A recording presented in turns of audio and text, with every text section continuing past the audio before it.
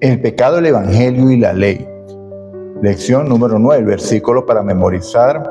Jamás olvidaré tus mandamientos, porque con ellos me has vivificado. Tuyo soy, sálvame, porque he buscado tus mandamientos. Esto lo conseguimos en el Salmo 119, versículos 93 y 94. Nuestra relación con Dios enfrenta serios desafíos. Los desafíos que constantemente, por causa de nuestra naturaleza pecaminosa, enfrentamos son la autosuficiencia. Vemos cómo estudiamos el día domingo, estudiamos a Sansón, cómo cayó finalmente por haberse desviado del plan de Dios. Pero para poder continuar con la lección, vamos a orar para poder dar inicio formalmente. ¿Ok? Señor Dios y Padre nuestro que estás en los cielos, toda la honra, la gloria y la alabanza es tuya. Así que aquí estamos, oh Padre, delante de ti agradecidos por tanto amor, por tanta misericordia. Te reconocemos como nuestro Dios y Rey, como poderoso porque nos salvaste, oh Padre. Nos sacaste del lodo cenagoso donde nos regocijábamos, ensuciándonos cada vez más.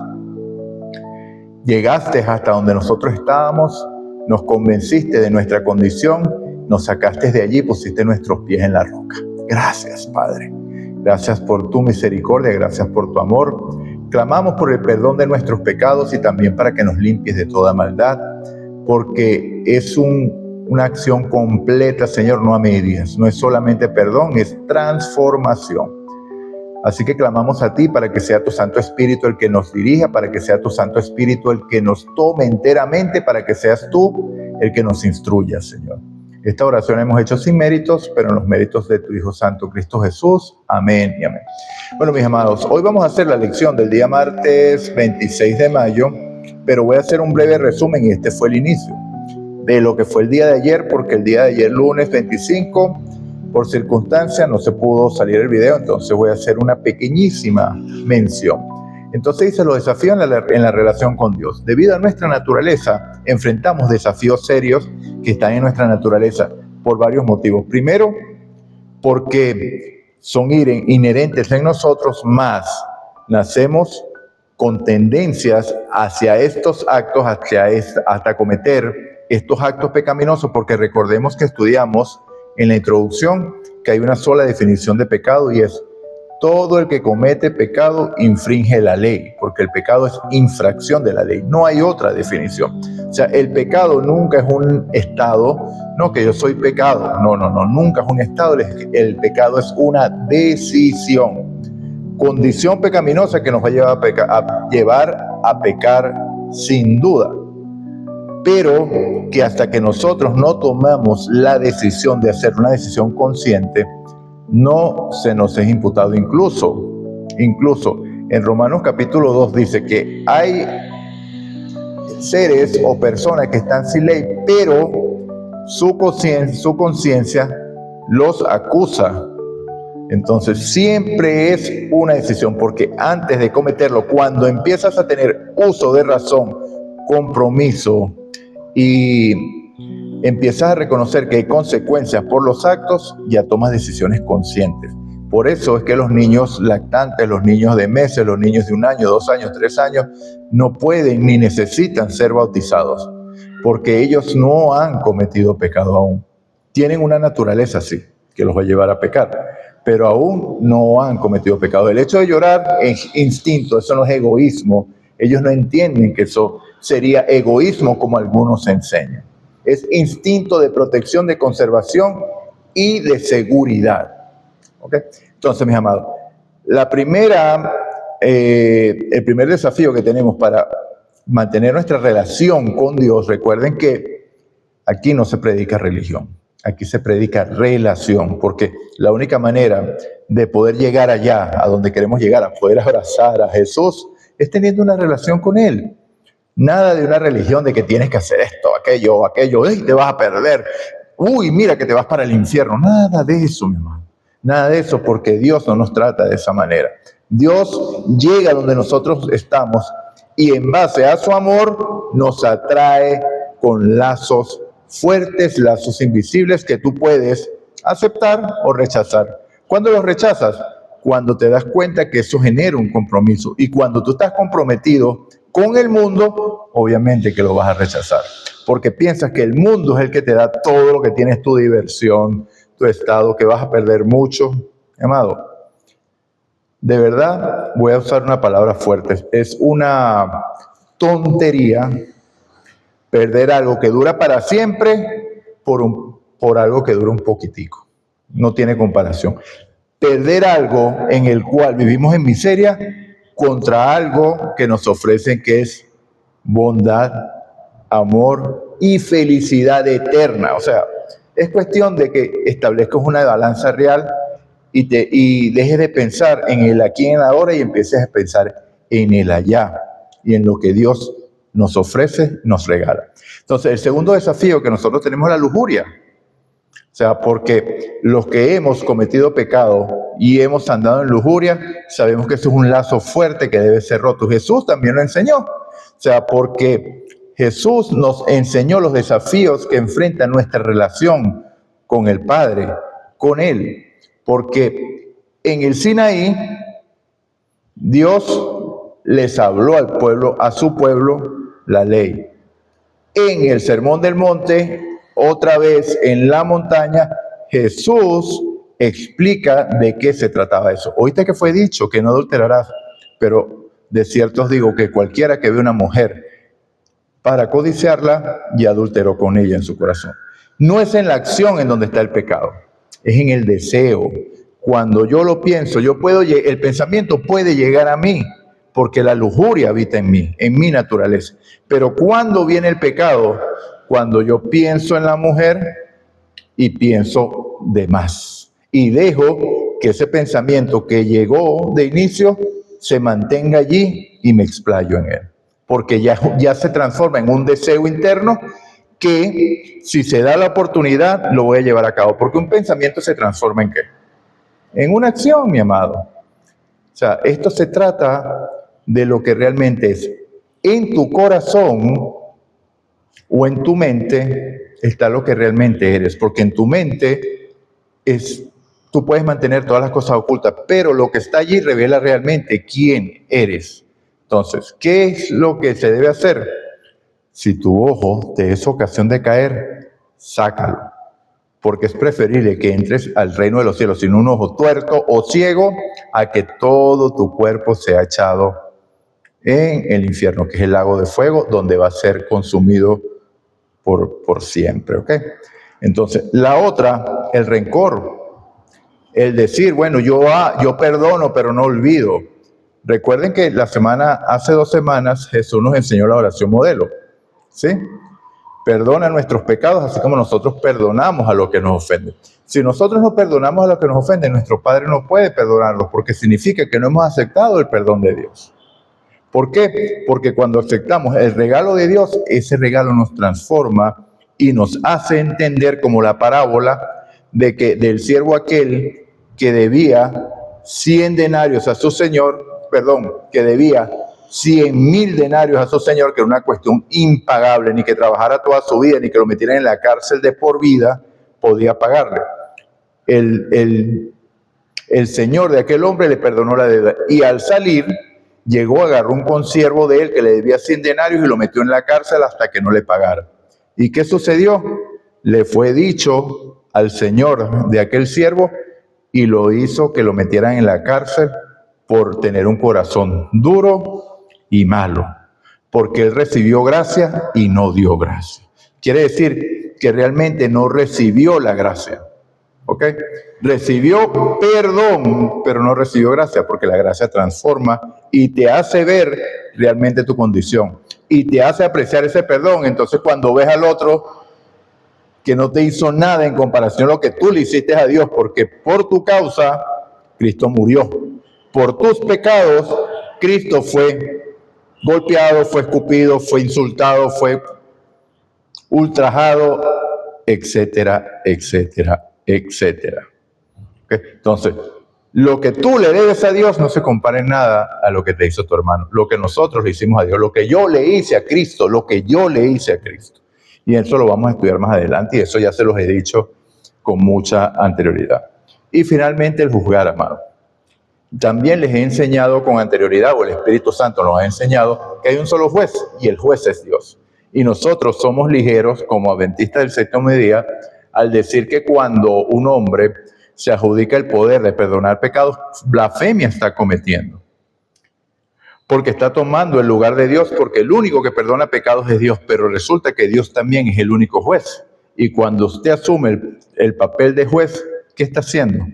Tomando el lugar de Dios, está blasfemando el nombre de Dios. Bueno, mis hermanos, a grosso modo, este es un resumen de los desafíos con la relación con Dios. Ahora que vamos a estudiar la ley. Entonces, ¿qué es la ley?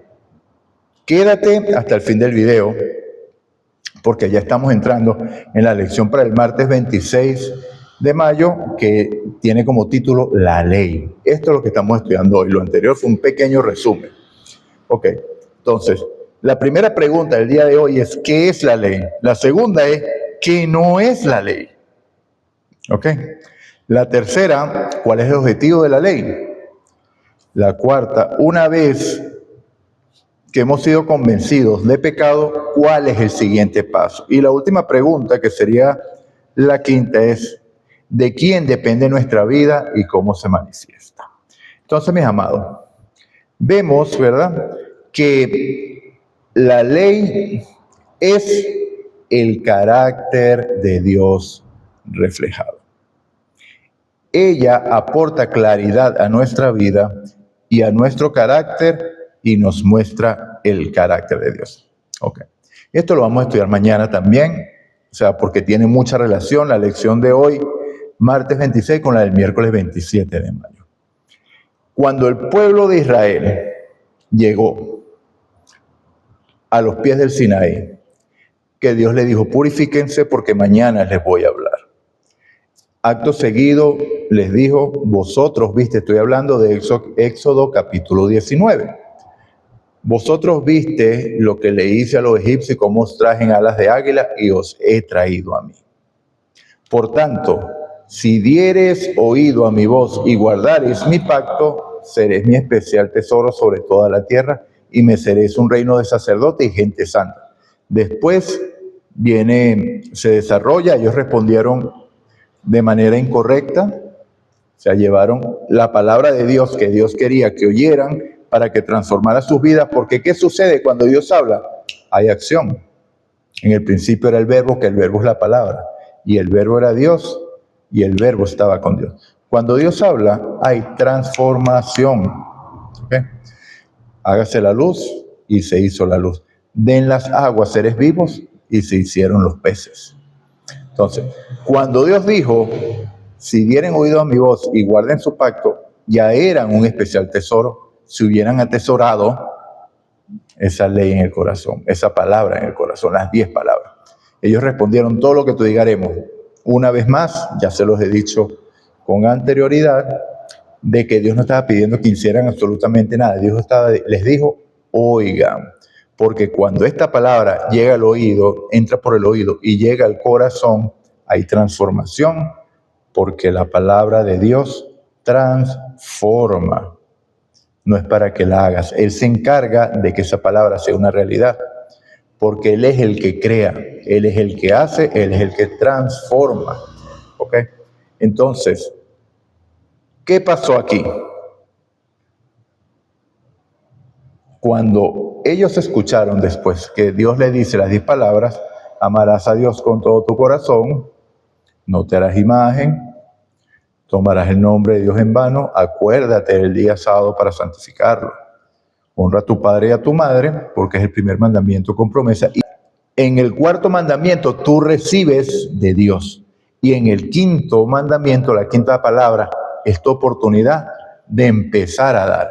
¿Quién es las primeras personas que reciben lo que tú ya recibiste de Dios? Tu círculo más cercano, el prójimo más cercano. En tu caso, los padres y los hijos. ¿Ok? Bueno, y así sucesivamente. Pero cuando escucharon, no matarás, no cometerás adulterio, ¿qué habían hecho ellos todos? Todos habían cometido todas esas cosas. ¿Y hacia dónde tenían que haber sido dirigidos? hacia su corazón, a entender que ellos ya habían transgredido esa ley y estaban condenados a muerte. Entonces, cuando nosotros estamos condenados, ¿qué es lo que necesitamos? Un abogado, un salvador.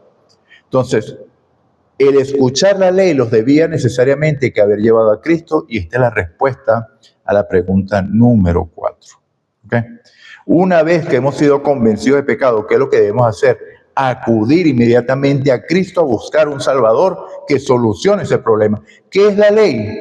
El carácter de Dios. ¿Qué no es la ley? Algo que justifique, algo que tú tengas que cumplir para llegar al cielo. ¿Qué no es la ley? Una carta legal. La ley es simplemente un espejo. ¿Cuál es el objeto de la ley? Mostrar el pecado, mostrar tu condición.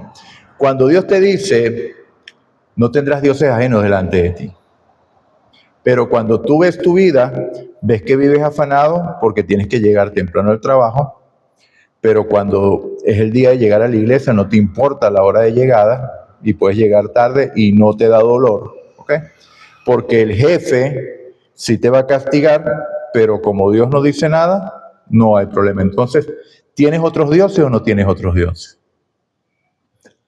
¿Qué es un dios? ¿Y qué es idolatría? Todo lo que ocupe el lugar de Dios en tu vida. Entonces, si tú tienes prioridad para llegar al trabajo y no para llegar a la iglesia o para tener ese encuentro personal con Dios, es obvio. ¿Okay? Lo que estudiamos en cuanto a la lujuria, cuando nuestra vista como hombre se nos va de más y no presentamos ese caso a Dios inmediatamente para que nos ayude y nos auxilie, eso también es un Dios, amado. Dice Pablo, creo que en Filipenses, que nos guarde la lujuria, que es idolatría, como hechicería es, de la fornicación, perdón. Entonces, es terrible, esa es nuestra condición. Necesitamos a Cristo entregarle, abrirle el corazón a Él para que Él nos salve. La ley no es algo que se tiene que cumplir para poder ser perdonados por Dios.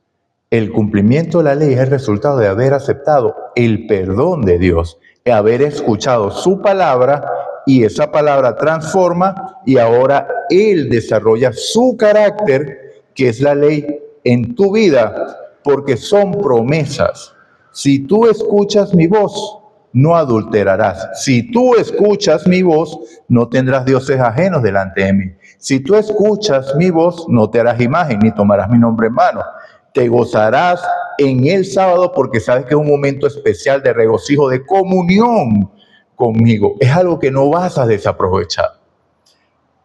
Entonces, es maravilloso. Y entonces, ¿de quién depende nuestra vida? Obvio. Gracias, Padre, porque acabo de respirar, porque hay aire disponible para mí. Esto significa que aún tengo aliento de vida. ¿Ok? Y entonces, ¿cómo se manifiesta? Dejando que Él transforme mi vida. Dejando que su vida se manifieste y su carácter sea reflejado en mí. ¿Cómo? Viviendo una vida conforme a su voluntad. ¿Y cómo es esa vida conforme a su voluntad? Guardando los mandamientos. Romanos 7:7, Pablo claramente define este asunto. Dice que él no hubiera conocido el pecado si la ley no dijera, no codiciarás. ¿Okay? Y esto lo expliqué ya anteriormente, porque específicamente ese pecado, porque ese pecado está en el interior y cuando se manifiesta hay una rebelión completa. Porque el codiciar es lo que llevó a Satanás a codiciar también en lugar de Dios. Entonces, es la base de la rebelión. La codicia te lleva al egoísmo, a querer tomar en vez de dar.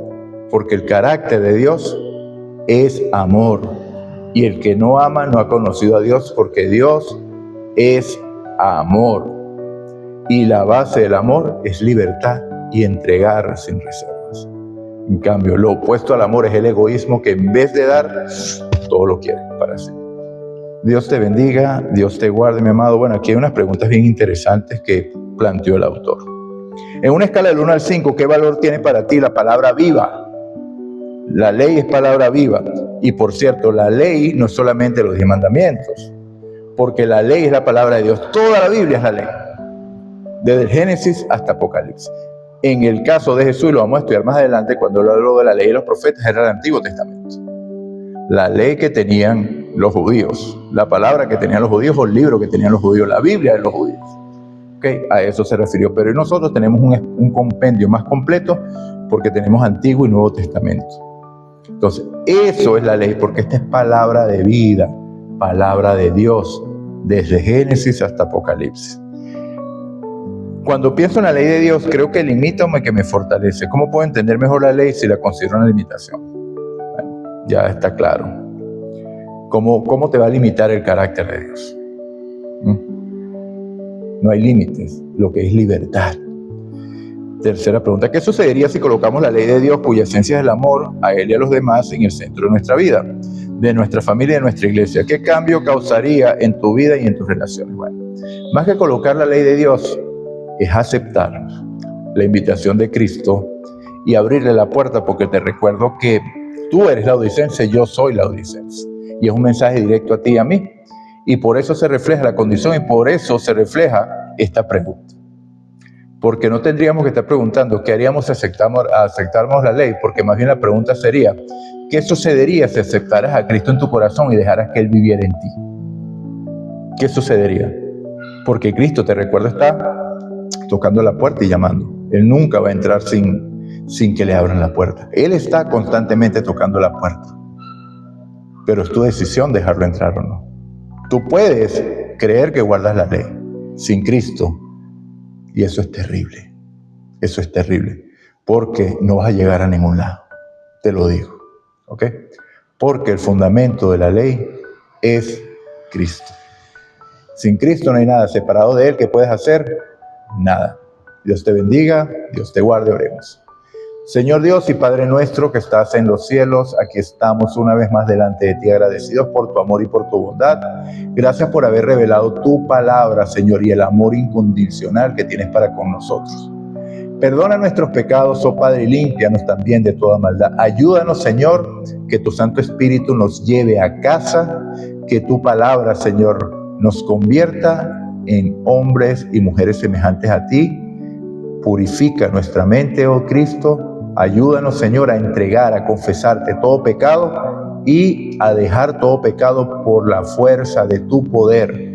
Al entregar a ti, tú ocupas ese lugar y lo que se hacía ya se deja de hacer por tu obra en nosotros, porque es tu obra. Así que clamamos a ti para que tu Santo Espíritu nos tome enteramente y podamos ser siempre guiados por ti, instruidos por ti. Oración que hemos hecho sin mérito, sin poder, sin nada, Señor, porque eso somos, absolutamente nada. Pero en los méritos, en el poder y en el nombre de tu Hijo amado Cristo Jesús. Amén y amén. Maranata.